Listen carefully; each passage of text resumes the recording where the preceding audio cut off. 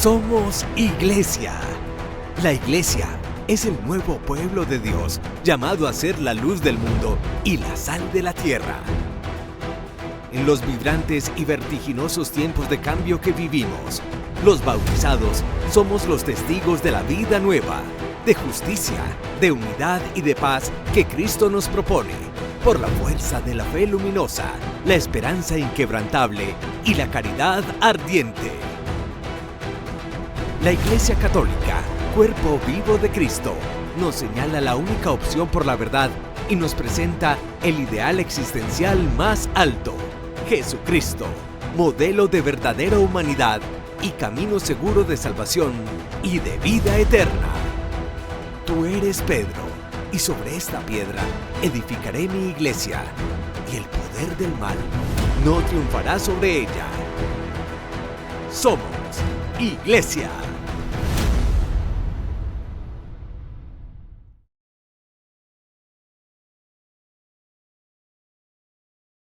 Gracias por acompañarnos en este espacio para informarles a todos ustedes lo que sucede al interior de la iglesia. Un espacio que realmente un esfuerzo de Amén Comunicaciones y el Padre Carlos, realmente para que todos ustedes estén enterados y conozcan cada vez más la Iglesia Católica. ¿No es así, Padre Carlos? Con un cordial saludo para ti, Miriam, y para todos, y una alegría que ustedes puedan difundir entre sus familiares y amigos que hay un espacio en redes sociales, miércoles y viernes a las 9 estamos en directo, donde queremos compartir el acontecer de la iglesia en el mundo, compartir las noticias, hacer análisis, generar opinión y de alguna manera no estar como cristianos al margen, en un mundo que sabe de deporte, que sabe de política, que sabe de cambio climático, que sabe de economía, pero que a veces sabemos un poco de Dios y de la iglesia a la cual pertenecemos. Y hoy 25 estamos a 2 meses exactos del gran día de Navidad. De hoy en 2 meses celebraremos el nacimiento de nuestro Redentor, que sea desde ahora casi una preparación para vivir ese momento supremo en la vida de cada uno de nosotros. Bueno, Padre Carlos, y les contamos a todos ustedes que al final del programa, en la sección El Padre Carlos Responde, estaremos hablando de algo que nos preguntamos todos: cómo obtener favores especiales de Dios. Así que estén muy atentos. Y vamos a empezar el programa hablando sobre el colegio cardenalicio, pues hubo algunos cambios. Vean ustedes. La Iglesia Católica tendrá 21 nuevos cardenales. Todos serán electores menos uno. Así lo anunció el Papa en el Ángelus. E adesso sono lieto di annunciare che l'8 dicembre prossimo terrò un consistorio per la nomina di nuovi cardinali. La loro provenienza esprime la Università della Chiesa, che continua ad annunciare l'amore misericordioso di Dio a tutti gli uomini della terra. Entre los nuevos cardenales hay 5 que vienen de América del Sur, concretamente de Brasil, Ecuador, Perú, Argentina y Chile. También está el arzobispo de Teherán, la capital de Irán, y hay uno de Ucrania, que pasará a ser el más joven del colegio cardenalicio con 44 años. Entre los nuevos cardenales hay varios rostros conocidos en el Vaticano. Está el dominico Timothy Ratcliffe, cuyas reflexiones estuvieron muy presentes en el último sínodo. También está Fabio Baggio, del Departamento Vaticano encargado de la atención a migrantes. En cambio, a George Jacob Covacat se le puede ver a menudo al lado del Papa en sus viajes internacionales. Es el oficial de la Secretaría de Estado que se encarga de organizarlos. A partir del 8 de diciembre, los cardenales que podrán votar en caso de cónclave serán 141. Las reglas establecen el límite de 120, pero en 2025 hasta 13 de ellos perderán el derecho por cumplir 80 años, por lo que si no hay otro consistorio, a finales de 2025 los electores serán 128.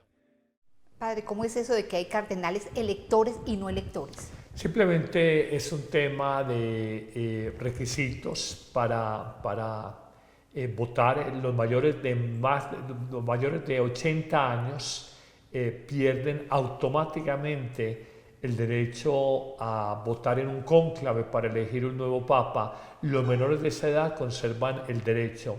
Sabemos que un cardenal es normalmente un obispo, puede haber excepciones, algún sacerdote, pero la regla es que sea un obispo con un cargo en el gobierno universal de la Iglesia en la curia romana, en los dicasterios romanos o en algún instituto o estructura organizativa dentro de la Iglesia Universal. Nos llama la atención que prácticamente el 80% de los cardenales que hay actualmente, 141 con los que van a quedar en este consistorio a partir del 8 de diciembre, son elegidos por el Papa Francisco, y pensaría uno que tiene una línea pastoral y eclesiológica muy en consonancia con el papado actual. Esto de alguna manera es lógico lo que ha hecho el Papa, porque él querrá que a su muerte hay una continuidad eclesiológica y pastoral, pero esto lo determina solamente el Espíritu Santo. Una línea eclesiológica y pastoral muy distinta a la de Benedicto XVI, y después de su renuncia aparece un Papa con unas posturas, digamos, distintas. No señalamos buenas o malas, simplemente distintas. Vamos a ver qué ocurre, y creemos que un Papa que ya se acerca a los 88 años, es muy probable que para el año entrante, por tardar el trasentrante, tengamos cónclave eligiendo un nuevo pontífice. Padre, además de este colegio cardenalicio, además de elegir a un papa, ¿qué otras funciones, qué otras tareas tiene? Lo que te decía un poco, en el gobierno universal de la Iglesia están los famosos dicasterios, desde la economía, desde la doctrina de la fe, desde una Secretaría de Estado, desde temas internos de la Santa Sede, desde el diálogo interreligioso, dicasterios para la evangelización, la promoción de la cultura. En todos ellos normalmente hay figuras que tienen un vuelo intelectual, una confianza del Papa, un reconocimiento eclesial que los hace candidatos para ser cardenales y por tanto colaboradores, próvidos colaboradores en el gobierno universal de la Iglesia con el Santo Padre. Padre, ¿por qué son de tanta edad? Porque tienen, incluso hay uno de Angola, tiene 98 años. Ya son más eméritos. Tuvimos aquí a Monseñor José de Jesús Pimiento, que lo hicieron cardenal ya 96 años, si no me falla la memoria. A veces son reconocimientos a hombres que ya simplemente por su vida, por su virtud, por su servicio a la Iglesia, los quieren hacer cardenales, pero ya sin ninguna responsabilidad, porque ya uno de más de 90 años es difícil poder tener una capacidad de liderazgo. La Iglesia siempre ha buscado y entendido y ha asociado la sabiduría con la edad. La sabiduría con la edad. Y pienso que en esto hay una práctica inveterada de siglos. Aunque tenemos ahora cardenales muy cincuentones que para el mundo pueden ser viejos, pero para la Iglesia son cardenales jóvenes porque tienen todavía mucho tiempo, hasta los 80 años, para acompañar este gobierno universal de la Iglesia. Yo pienso que hay una sabiduría en elegir hombres mayores que tienen más ponderación, más madurez, y una institución bimilenaria. Es que no lo olvidemos, ningún imperio en la tierra se ha sostenido 2000 años como lo ha hecho la Iglesia Católica. Tal vez necesita de la prudencia, la sindéresis, el conocimiento, la sabiduría de estos hombres mayores en edad. Es que alguien decía por ahí, padre, en forma de crítica, que la Iglesia está regida o está dirigida por nonagenarios que no están abiertos a los nuevos vientos en el mundo. Vea, la palabra propia es la gerontocracia, el gobierno de los mayores, una gerontocracia. Hay jóvenes avejentados y hay viejos juveniles. El Papa Francisco es un viejo juvenil abierto. Quien creyera, el Papa es más abierto a cambios pastorales que muchos sacerdotes jóvenes actuales. Y lo segundo, esto es tan discutible, las empresas, digamos, con mucha fuerza, empezando el nuevo milenio, en la primera década del año 2000, pusieron mucha gente joven a manejar en puestos de grandes responsabilidades, gente muy joven a gerenciar, a administrar, a hacer CEOs de importantes empresas, y a veces los resultados no fueron siempre los mejores. Yo creo que siempre hay esa combinación sabia del empuje de un joven y de la sabiduría del viejo. Bueno, continuando con el programa, les contamos que un joven sacerdote youtuber ha dicho que este no es un buen momento para ser cristiano. La gente abandona la iglesia, esto es cierto e importante, pero no es la única historia que contar. Son palabras de Cassie Cole, el joven youtuber cuyo estilo, fresco y dinámico, y vestido con su hábito franciscano, está generando un gran seguimiento. Sus seguidores son casi 400.000 y su punto fuerte es ofrecer la otra cara, la más positiva, de los desafíos de la iglesia de hoy. Por ejemplo, en uno de sus vídeos afronta la cuestión de la secularización y consigue dar la vuelta a lo que es en sí una historia triste, que cada vez hay menos cristianos. Fray Casey dice que esta situación, en cambio, tiene mucho que aportar. Hay algunas oportunidades aquí que tal vez no han existido durante miles de años. Surgen ahora, cuando nos estamos convirtiendo en la minoría. Estamos viviendo en un mundo que no está necesariamente definido por nosotros. Y eso es triste, pero también es emocionante que podamos ir y evangelizar. Tenemos la oportunidad de conocer a personas que nunca han oído el nombre de Jesús. Al convertirse en minoría y ver cómo se denigra la cultura cristiana en gran parte de Occidente, el franciscano afirma que los fieles actuales tienen una fuerza, un rigor y una dedicación innegable. Los bancos de las parroquias ahora están ocupados por personas que deciden estar ahí y que no van por costumbre. Cuando miramos alrededor en nuestras iglesias sabemos que ya no hay presiones sociales para que la gente esté allí como las que había tal vez hace 50, 200 años cuando ibas a la iglesia porque tenías que ir a la iglesia, porque eso es lo que todo el mundo hacía. Ahora cuando miras alrededor de la iglesia sabes que la gente está allí porque quiere. Para mí esa situación crea una iglesia más rigurosa, una iglesia más dedicada y quizá una iglesia interesada en salir y marcar la diferencia. A los jóvenes y mayores que viven su fe en esta época, Fray Casey les dice que no tengan miedo de arriesgarse, de hablar y de convertirse en líderes. Subraya que aunque el camino por recorrer es duro, la misión es mucho más fuerte y ahora es el mejor momento para marcar la diferencia en la iglesia. Padre, ¿sí será cierto esto que dice Fray Casey con respecto a que la Iglesia Católica se está convirtiendo en minoría? A ver, yo creo que hay una tentación histórica y es creer que hay un mayor efecto evangelizador cuando hablamos estadísticamente.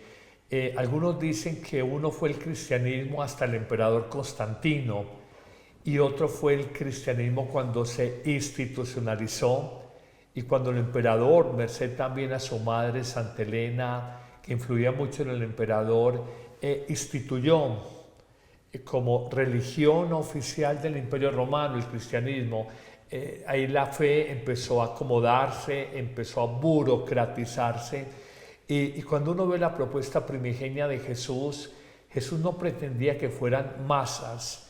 De hecho es el resto fiel de Israel con el que él trabaja, los pobres de Dios, y la iglesia no puede caer en esta tentación de manejar estadísticamente mayorías para sentir que es relevante. De hecho, Jesús, en una de las cristologías más conocidas de un teólogo, Juan Bautista Metz, él lo define así: Jesús es un judío marginal. Tomó distancia histórica, distancia sociológica, cultural y religiosa frente a todos los fenómenos sociológicos, antropológicos y religiosos del judaísmo de su época, siendo una religión muy potente, y él de alguna manera nunca tuvo pretensiones de ser una mayoría proselitista a la manera de un partido político que busca crecer el número de adherentes. La fe es por adhesión, por fascinación y por atracción, no es simplemente por proselitismo político, y en esto lo tenemos que dejar muy claro porque a veces nos equivocamos, y aún los sacerdotes tuvimos ríos humanos en procesos de Semana Santa, tuvimos ríos humanos en una fiesta patronal de la parroquia, pero hay que mirar no es la cantidad sino la calidad de la fe de los creyentes. Así es, padre, así hubiese una hemorragia de fieles que abandonan la iglesia está creciendo en muchas partes del mundo, y lo que usted acaba de decir es muy importante, padre, que es más importante que se queden los que realmente son católicos de verdad, los que sienten el catolicismo, a que se queden personas que no contribuyen en nada. Y voy a decirte algo, cuando uno oye esa expresión hemorragia de fieles, en el fondo nunca fueron fieles, hemorragia de creyentes, en el fondo nunca fueron creyentes, porque estoy convencido, estoy cierto que cuando una persona verdaderamente ha conocido a Cristo, nunca se va a alejar de Él. Como dice Evangelii Gaudium, la carta encíclica, que es como la carta de navegación del pontificado de Francisco, lo mejor que me ha pasado en la vida es conocer, experimentar a Cristo. Y lo decía también en su momento Pablo VI con Evangelii Nunciandi, la alegría de evangelizar. Cuando alguien sale de la iglesia y dice, no me gustó, no sé qué, hay que decirle, a ver, revisemos la calidad de tu fe, tu compromiso y tu experiencia de Cristo. Uno se sale del lugar donde primero estuvo, pues tal vez nunca estuvo dentro de la iglesia, sino que conoció marginalmente la fe y luego tomó distancia frente a ella. Hoy lo que decía Fray Casey, el tema de la pandemia, muchos se alejaron, pero es que en el fondo nunca estuvieron adentro.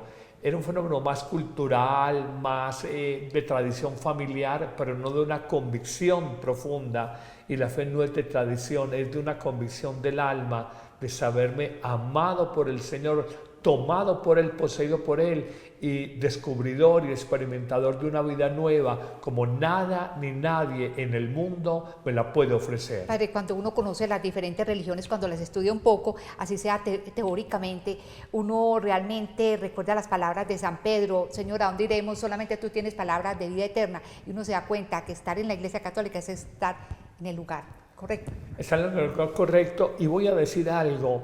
La fe tiene acentos especiales según el momento histórico que estemos viviendo. Hoy hay un momento histórico con una sensibilidad particular, con un lenguaje particular, con unas maneras de pensar y de sentir la vida de manera particular.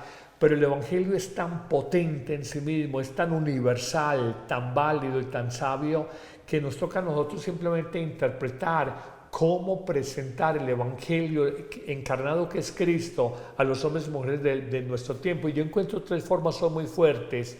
Ya no es el Evangelio desde la dogmática, la definición, el concepto, no es desde la prohibición, el mandato, el moralismo, no es desde el rito que la gente no entiende la ritualidad. Yo siento que el Evangelio se debe presentar muchos de estas tres corrientes. El primero, como sabiduría de vida. Hoy la gente no tiene criterios para vivir sabiamente.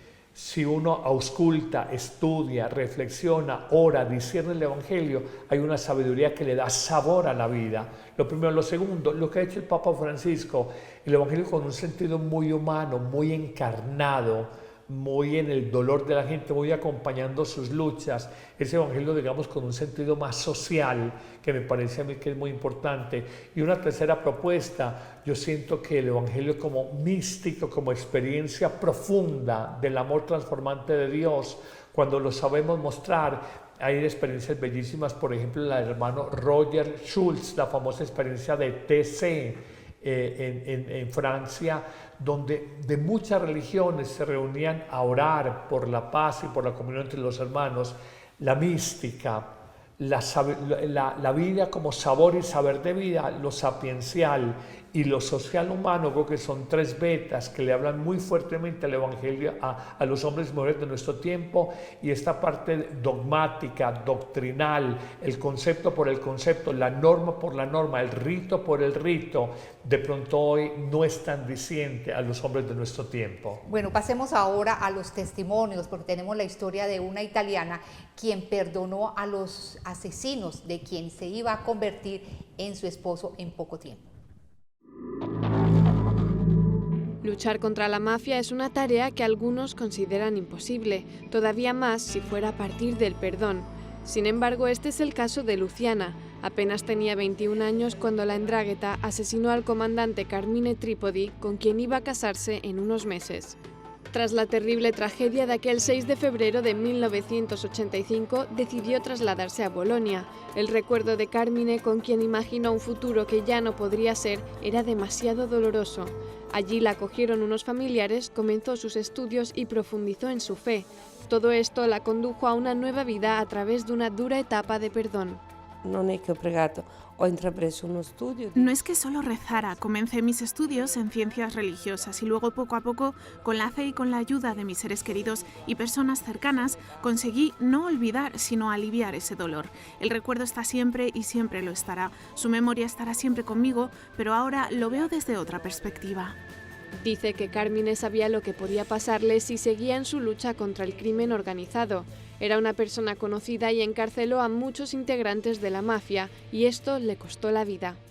Luciana explica que aceptar que no iba a poder ver, abrazar ni hablar con el que iba a ser su futuro marido fue el momento más duro de su vida, y por ello recurrió a Dios. Sono andata avanti lo stesso con la fede.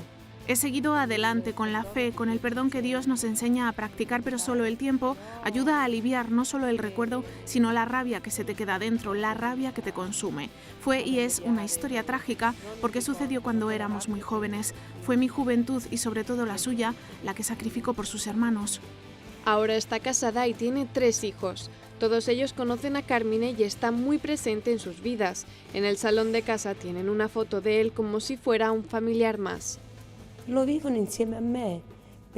Lo viven conmigo porque es justo recordarlo y sobre todo recordar sus ideales. Lo ven no como a una persona que fue importante para mí, sino como a una persona que combatió por los ideales del pueblo italiano, por los ideales de los italianos y porque murió por los demás. Un sacrificio que esperamos haya valido la pena para algo. Espero que sí. Han pasado 33 años de aquel día trágico que jamás borrará de su mente, ni de su mirada cada vez que habla de ello.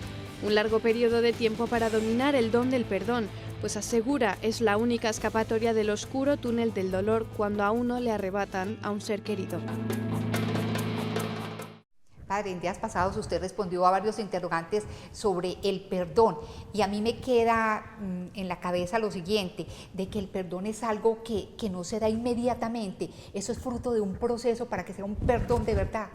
Puede haber el perdón total y concentrado en un solo momento, pero es lo extraordinario. Lo normal es que el perdón sea un proceso progresivo y sobre todo la vida pastoral enseña a uno que el perdón es un don de Dios y un don para uno mismo. En lo humano y por nuestra condición somos muy dados a guardar memoria de las ofensas, de heridas del pasado, de culpas, inclusive sobre nuestra propia historia, y el perdón es sobre todo un don de Dios que nos ilumina y nos muestra la vida no es tan larga para guardar amarguras, dolores, resentimientos frente a nadie, no tiene sentido. Lo ideal es que pudiéramos perdonar todos, pero la vida me ha enseñado, ni es un sentimiento, ni es una decisión solamente, es sobre todo un don de Dios, de mirar con los ojos de Jesús a otra persona, de sentir con el corazón de Cristo al ofensor y nosotros así abrirnos al perdón. Ese es el que llaman el perdón perfecto, cuando la persona no solamente perdona, sino que es capaz de amar a quien le hizo un mal, un daño, lo que sea, ¿no? Sí, el perdón humano en el sentido de que tú dices, no le deseo mal a una persona, quiero lo mejor para ella, pero no me pidan que vuelva a amar a esta persona, no me pidan que vuelva a ser amiga de esta persona. De verdad que en mi corazón no tengo ningún dolor frente a ella, pero tampoco soy capaz de volver a abrir el corazón. Es un perdón imperfecto. Exactamente, condicionado, no le vuelvo a hablar, de esto se rompió ya, pues hasta aquí llegamos, aunque le perdono supuestamente, ¿no? Es el perdón en lo humano y hay otro, el perdón desde el Evangelio, desde Cristo. Jesús murió en la cruz perdonando. Jesús, una vez resucitado, vuelve a los mismos, a Santiago y Juan que se peleaban por los primeros lugares, a Pedro que lo negó 3 veces, vuelve a los mismos que lo habían traicionado o que lo habían negado, lo habían abandonado, y su perdón es perfecto, vuelve a confiar en ellos y los constituye en las columnas, el basamento de la iglesia. Padre, yo escuché algo tan hermoso que me llamó mucho la atención, que decían que Jesús no perdonó solamente al ladrón que fue amable con él, ¿cierto? Que tuvo como compasión de él, sino que también perdonó al otro, porque no solamente pasaron por el mismo suplicio, sino que también él era perdón todo, no lo iba a dejar sin eso. Y tú ves que todos los datos evangélicos nos muestran que el Señor no permite luces para guardar rencor, resquicios para guardar memoria de las ofensas. Cuando las escuelas rabínicas hablaban de perdonar 3 o hasta 4 veces, según lo que estudiaban los rabinos de la época, Pedro se siente muy lucido ante Jesús, diciéndole que se debe perdonar, no como decían las escuelas rabínicas 3 o 4 veces, sino hasta 7 veces.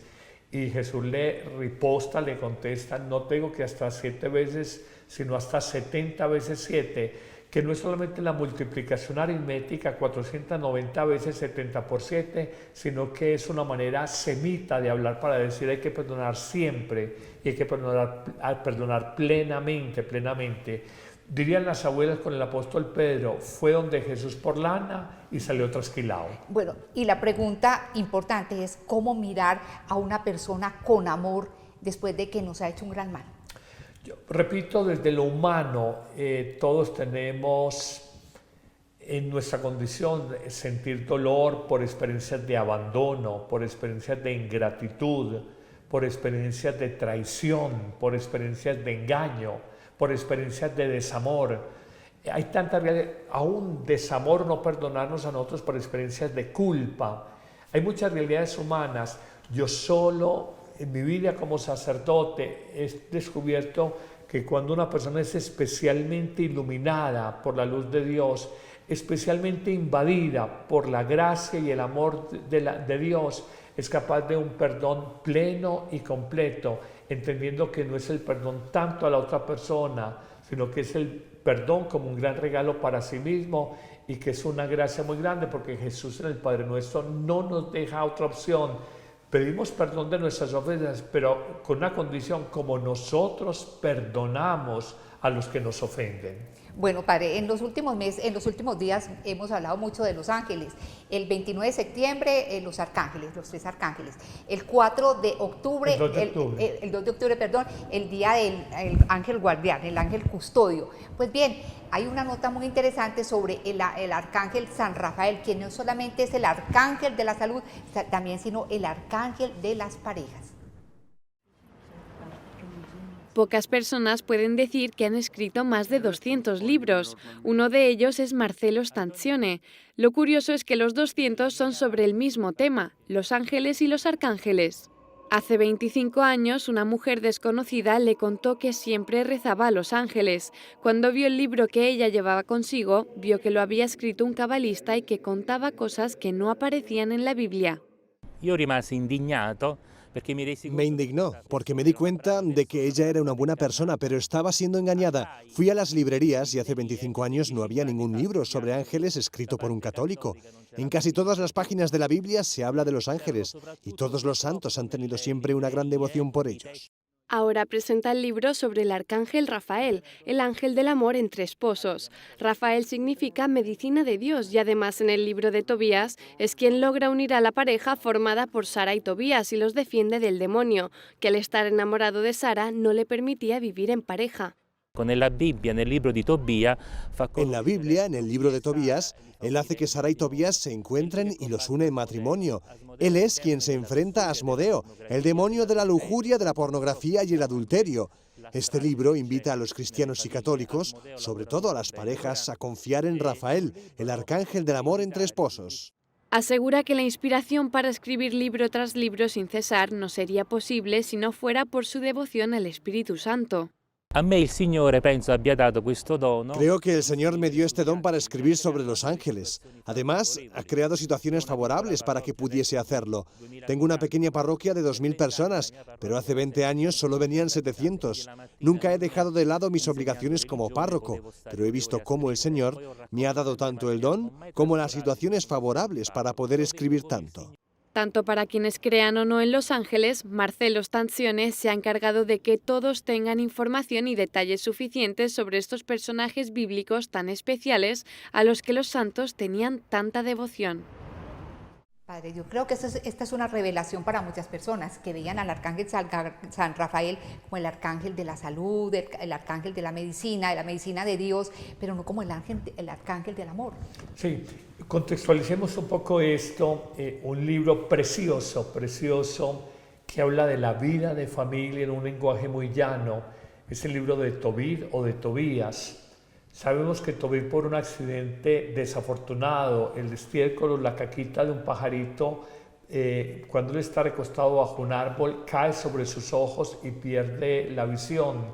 Ahí empieza a actuar el arcángel San Rafael, que es medicina de Dios, y le dirá a su hijo Tobías que consiga la hiel del pescado y que luego se la coloque en los ojos del papá para ser sanado la visión, que a la postre lo es. Pero dentro de esta historia de familia de Tobías, que era un judío fiel, creyente, hay algo muy hermoso, y es la búsqueda de Tobías de esposa. Ha andado por la faz de la tierra buscando la esposa sin darse cuenta que una familia cercana, Sara, es la designada por Dios para casarse, pero sobre Sara pesa una maldición. Es que esto es como de novela, pesa una maldición. Había conocido 7 hombres, había tenido 7 novios, había sido bendecida por el papá para casarse con cada uno de ellos, y justo en la noche de bodas se acostaba con quien iba a ser su esposo, el matrimonio no se consumaba y su esposo amanecía muerto. Hablan de la maldición del demonio Asmodeo, la maldición del demonio Asmodeo. Llegada esta historia, Tobías va donde los padres y pide de alguna manera la bendición para tomar por esposa a Sara. Ellos le dicen, la puedes tomar, pero tienes que estar advertido de que no es la más recomendable porque 7 ha tenido y los 7 se le han muerto. De hecho, esto es tan simpático que hay una famosa araña que inocula y la llaman la viuda negra. Algunos dicen que es tomado este nombre, los especialistas en temas de arañas, de este pasaje evangélico. Y dice simplemente que él invoca a Dios pidiéndole protección, hace oración con Sara, que pueda sobrevivir esa primera noche de boda, noche matrimonial, pero además también invoca al arcángel San Rafael y le dice que queme el corazón y el hígado del pescado y que este humo va a ahuyentar al demonio Asmodeo, como efectivamente ocurre. Y los papás, los suegros los papás de Sara y los suegros de Tobías oran también que ahora sí esta muchacha nos case porque ella quería morir. Dice, hombre que se compromete conmigo y hombre que se muere. Entonces yo me voy a quedar aquí mártir del deseo. Y simplemente se consuma. Es un libro muy bonito, donde está claro la realidad con algo de ficción, de un mensaje, pero es la acción de Dios. Siempre el ángel es el mensajero de Dios que actúa bendiciéndonos, guiándonos y acompañándonos. Exactamente, tiene toda la razón. Ese libro de Tobías también es uno de mis favoritos en el Antiguo Testamento. Bueno, Padre Carlos, pasemos ahora a los interrogantes sobre algo que todos queremos conocer, cómo llegar hasta los oídos de Dios. Y vamos a empezar entonces con la primera pregunta. Mi abuela dice que si una persona está en pecado, tiene rencor en su corazón, no asiste a la Santa Misa y no ora, no va a obtener nada de Dios. Según eso, únicamente los buenos cuentan con el favor del Señor. ¿Usted qué opina de lo que dice mi abuela? Yo creo que tiene razón, Todos somos escuchados por Dios, pero es especialmente escuchado el hombre de fe. Sin fe, permíteme la expresión, atamos, amarramos, bloqueamos la bendición de Dios sobre nuestra vida. Así como hay gente que le da fe a una fuerza humana de carácter esotérico, o le damos nosotros los creyentes fe, confianza, convicción a una fuerza superior y por esencia buena, el poder de Dios, Él tiene que actuar en nosotros. Pero si, como dice aquí, es una persona alejada de Dios, una persona que no alimenta su fe, una persona que vive en pecado, ¿cómo uno pedir el favor de Dios en quien no cree, en quien no confía, en quien no se apoya? Uno le da poder a la fuerza del mal y actúa en uno le da poder a la fuerza del bien y actúa en uno. Y lo digo muy a propósito cuando alguien dice, Padre, es que me están haciendo brujería. Y le dije, si tú crees en eso, tendrá poder sobre ti. Padre, que me hicieron vudú, si tú crees en eso, tendrá poder sobre ti. Pero si tu fe es en el Dios amor, en el Dios poderoso, en el Dios de nuestros antepasados, en el Dios benevolente que bendice y no que maldice, nada ni nadie te podrá tocar. Padre, yo creo que muchos de nosotros no tenemos como esa habilidad para hablar bien con Dios. ¿Usted qué diría, Padre? Teresa de Jesús la Grande, cuya fiesta tuvimos ahora el pasado 15 de octubre, ella dice, orar es un diálogo de amistad con aquel que sabemos nos ama. No hay nada más natural que orar. Tú puedes tener escritos preestablecidos, pero soy muy amigo de que como hablas con un amigo, el mejor de los amigos, como hablas con la persona que más quieres en esta vida y que más te quiere, cuéntale tus problemas, habla de tus necesidades, dile de tu aburrición, de tu depresión, de tus nervios, tu preocupación, y deja ya que el Señor te hable. Y él, aunque no vas a escuchar una voz sensible, sientes la paz de Él, la fuerza de Él, el consuelo de Él, la alegría de Él, la esperanza de Él. Eso es una cosa muy bonita. Cuando uno ora, uno siente que Dios es un ser vivo, trascendente, amoroso, benévolo. Cuando tú no oras, tienes la idea de Dios como un concepto, una abstracción, una cosa por allá lejana que no es capaz de tocar tu vida y de renovarla. Padre, alguien decía que incluso a Dios se le puede gritar, uno se puede enojar con Dios. Discutir, cuestionarlo. Teresa de Jesús, maestra de oración, ella peleaba con el Cristo que tenía en su habitación y le decía, con razón, pocos amigos tienes, porque a los que te aman tú los crucificas y a los que te crucifican tú los amas. Lo decía cuando se vio perseguida, que la querían llevar a la Inquisición, se vio calumniada, tuvo una caída y se fracturó la mano, vio la ingratitud de algunas de sus religiosas descalzas y renovadas, la persecución de algunos dentro de la iglesia. Y ella, en un sentimiento muy humano y en un estilo muy saleroso, que era el de esta mística española del siglo XVI, ella confronta al Señor, de manera que no hay nada más cercano al amor de la criatura a Dios que la experiencia humana del amor entre un hombre y una mujer. Padre, yo diría que uno de los grandes obstáculos para comunicarse bien con Dios es la desconfianza. ¿Sí me escuchará? ¿Sí me hará este favor? Tú sabes que Lucas trae 3 parábolas que nos invitan, uno, a la confianza en Dios, y la clausura diciendo, pedid y se os dará, buscad y hallaréis, llamad y se os abrirá.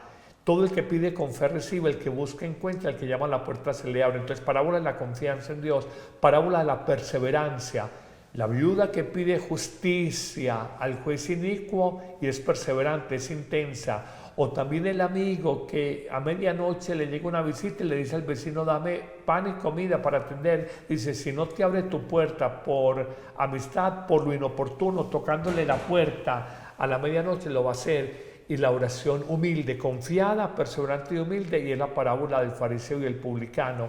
Esas 3 condiciones son esenciales. Orar sabiendo que Dios es todopoderoso, y así lo decimos en el credo, creo en Dios Padre todopoderoso.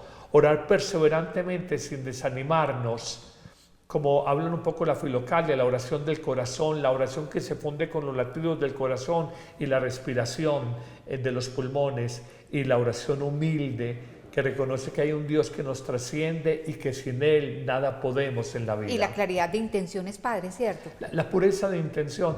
Un místico que a mí me encanta, el maestro Eckhart, de la Escuela Renana de Espiritualidad en Alemania. El maestro Eckhart, él dice, orar con un corazón puro. Y se pregunta, ¿cuál es el que tiene un corazón puro? Dice, aquel que ora con los sentimientos, con los deseos que Dios tiene para él. No es orar diciendo, oiga, quiero ganarme la lotería, oiga, cuadre el matrimonio a mi hija, oiga, arrégleme el trabajo, el empleo a mi hermana. No, porque es un Dios utilitarista, un Dios bombero que apaga incendios, un Dios tapahuecos que pavimenta una vía, pero no es el Dios amor. La oración más pura es la de un corazón puro, y el corazón puro es aquel que quiere lo que Dios quiere para él. Bueno, Padre, segunda pregunta. ¿Usted qué piensa de las personas que le escriben cartas a Dios, donde le piden todo cuanto necesitan, explicando con pelos y detalles cada cosa? Hay quienes dicen que esto es muy efectivo, pero a mí me parece un poco infantil, pues creo que Dios no se escucha sin necesidad de este tipo de cosas. Eso varía en la psicología. Hay personas que por psicología tienen que estar en detalle. Uno lo ve en la confesión. Hay gente que es detallista hasta el escrúpulo de una acción que ella considera que debe ser confesada y perdonada por Dios. Otros que son más generales. Va mucho en la estructura psicológica de una persona. Simplemente yo me llevo esta base, Dios lo sabe todo. Dios sabe qué es lo que necesitamos. En el Padre Nuestro tenemos 4 súplicas que ya lo hemos mencionado. El pan de cada día, pero es la vivienda, las necesidades cotidianas.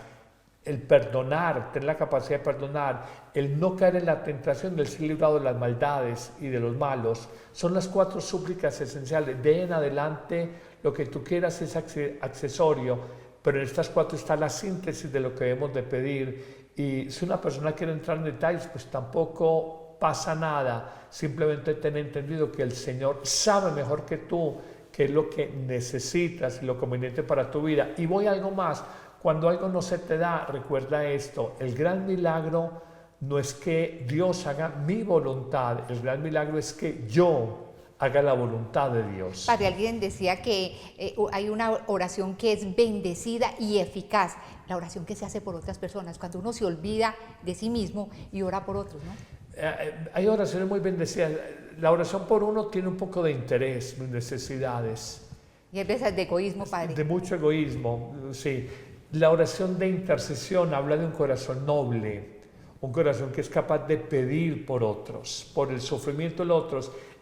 Y un corazón noble es especialmente escuchado por Dios. La oración de acción de gracias. Porque hay personas que se entran en la oración, pida. Y hay personas que dicen, Padre, yo no le pido, con madurez de fe, le dicen a uno, yo no pido nada porque Dios sabe lo que necesito. Yo en mi oración solo le agradezco a Dios porque solo tengo gracias para pedir.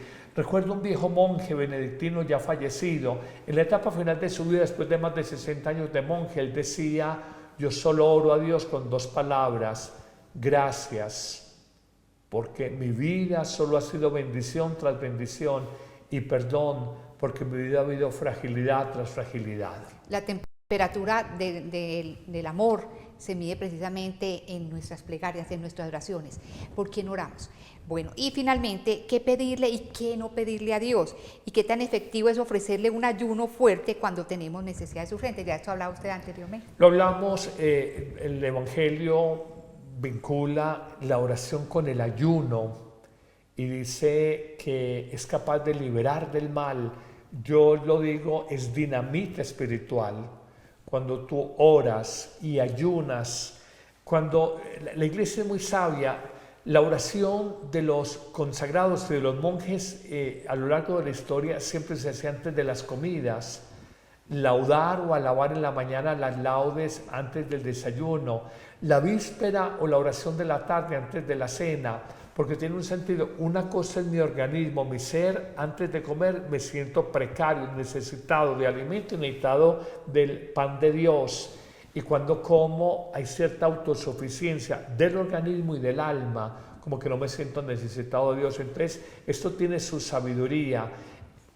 Orar antes de comida, nunca después de comidas, porque no te provoca, no te apetece, no sientes el gusto para orar, para buscar de Dios, porque estás satisfecho.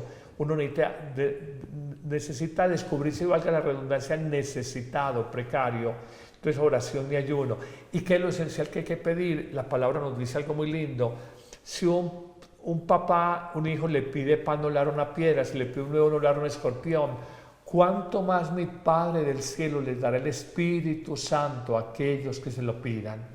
En el fondo, lo más grande que podemos pedirle a Dios es el Espíritu Santo. Cuando el ciego Bartimeo le dice, ¿qué quieres que haga por ti? Después de que grita varias veces, Jesús, hijo de David, ten compasión de mí. Él no le pide, oíme, dame plata, dame denarios, oíme, dame comida, oíme, dame una cobija, que está haciendo mucho frío. Él no pide nada material, dice que pueda haber la luz del Espíritu, la luz de la fe, la luz de Dios que pueda haber. Dice que se ve conforme a lo que pide, se empezó a hacer seguimiento por el camino. El ciego Bartimeo, que en el fondo tenía más luz que muchos que están acompañando a Jesús. Lo más grande que podemos pedirle a Dios es el Espíritu Santo y hacer que nuestra voluntad sea coincidente con la voluntad de Dios. Mira lo que dice Jesús unas horas antes de morir: Padre, que no se haga mi voluntad sino la tuya. Es lo más importante. No es en la vida hacer mi voluntad, sino tener la docilidad para yo hacer la voluntad de Dios. Bueno, y no podemos olvidar aquello de que Dios tiene más que darnos que nosotros que pedirle. Padre, muchísimas gracias. Con todo cariño, Miriam, una alegría compartir estas reflexiones y que nos puedan servir a todos, y ojalá los compartamos con familiares y amigos. Este programa miércoles y viernes en YouTube, 9 de la mañana en vivo en directo, o si no queda subido en el canal de YouTube Somos Iglesia. Recuerden la línea para que formulen estos interrogantes: 300-723-4309. Gracias por su compañía, gracias a Amén Comunicaciones y gracias a los servicios de ROM Reports. Hasta un próximo Somos Iglesia. Pase bien para todos. Somos Iglesia. La iglesia es el nuevo pueblo.